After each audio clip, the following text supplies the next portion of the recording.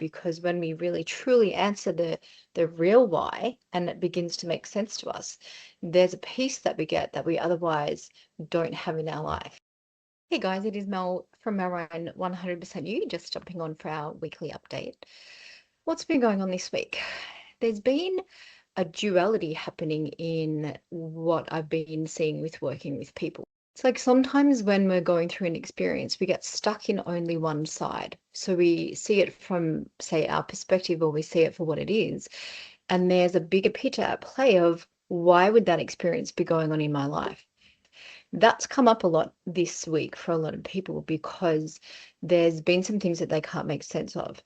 And so when we break it down, we have to pull it back into moving it back to you and your story instead of focusing on this situation or what's going on, because there's sometimes a thread in that. And so when we found that with people, we're looking at the situation that they're in, but we can pull that back to the same feeling that they had when they were a child, or with something that's going on in their life right now represents potentially how they felt with their mum, or how they felt at school, or how they felt belonging in their family. Self-sabotage came up a lot this week as well. And so when we're exploring self-sabotage with people, it's really interesting because we get so mad at ourselves because we set up ourselves to do what we want, what we think we should do, what we plan to do, and we're really adamant and strong, and we even try and set up all the ways to support ourselves in that. And before we know it, we're back doing the pattern that we didn't want to do. And then we get really mad and we continue that process, or we give up for the week and then we try again next week. But it's never met with self-love. It's always met with a real frustration and anger at ourselves. When we break down self-sabotage, it's really interesting because the truth is there's a part of you that is overriding the story. So what happens is the inner child, and it's always comes back to when we're little and what's going on. There's something that you needed that you didn't get. And so that could be being seen, or being listened to, or having a voice, or feeling safe. A lot of the time it's feeling safe. And so what happens is we start something when we're little to help us feel safe, and we continue it in our life, and it's the same pattern that we're doing. So when people have things like OCD, or overeating, or even drinking, or things that we're doing that are really sabotagey, that we don't like, we get really frustrated about ourselves, there's a base in that the narrative or the program that we're running underneath, we created a long time ago. And that program is there to keep you safe. So it could be, say, eating something from the pantry is something that it makes you feel loved, and you missed out on getting that nurtured and loved feeling. And so you're absolutely, that's how you do it. And so you set yourself up to, say, not eat something during the day, and your underneath version of you sees that as a deprivation.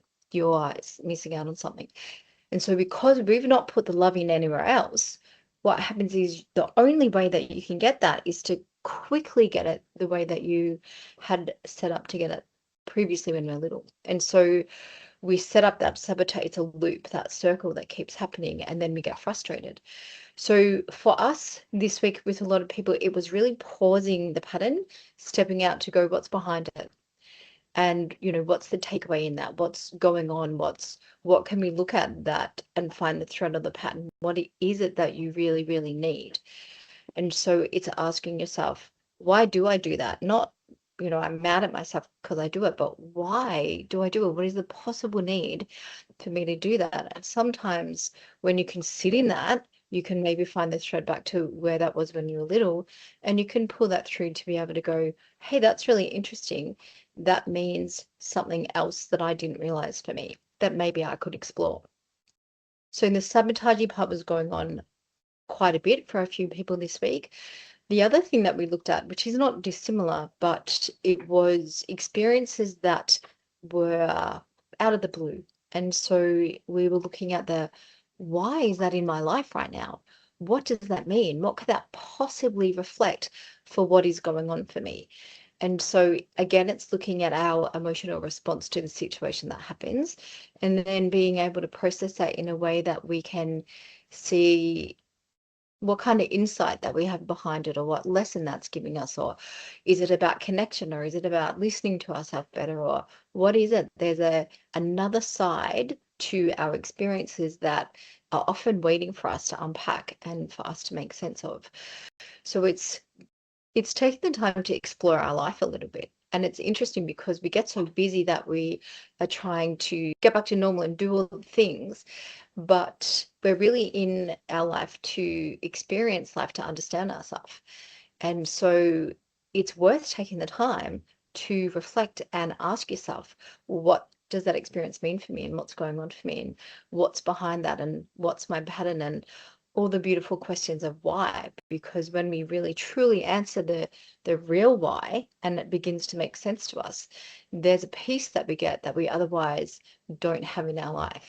The other exciting news is the time that it has taken for me to recover from shuttering in my kneecap. It's been really quite self-reflecting for me to be able to spend that time working on trying to, for me, to make sense of why I would be going through that and what it means. And it took me on a journey where I have really looked at a lot of the work I do and the way I connect all the dots in that. And it's given me a much deeper clarity into what I'm doing and where I'm going. And even exploring where that took me is quite exciting. And so I'm really looking forward to holding a night where I share what I've discovered and what I've learned. There's been a lot of research and a lot of meditation and a lot of soul searching and a lot of questioning why, and a lot of really sitting with what comes through for me to be able to put it in a way that I can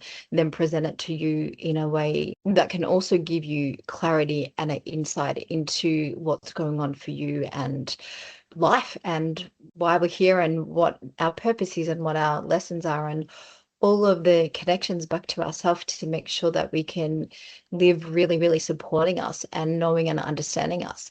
So it's been a lot. It's been amazing. I'm pretty excited about it, and I'm nearly ready to have it all together to share with you. So keep an ear out for that, because that will be in the next week or so. So that is my weekly update. Big love to you all. I hope you take care of yourselves for a week, and I'll see you all next week.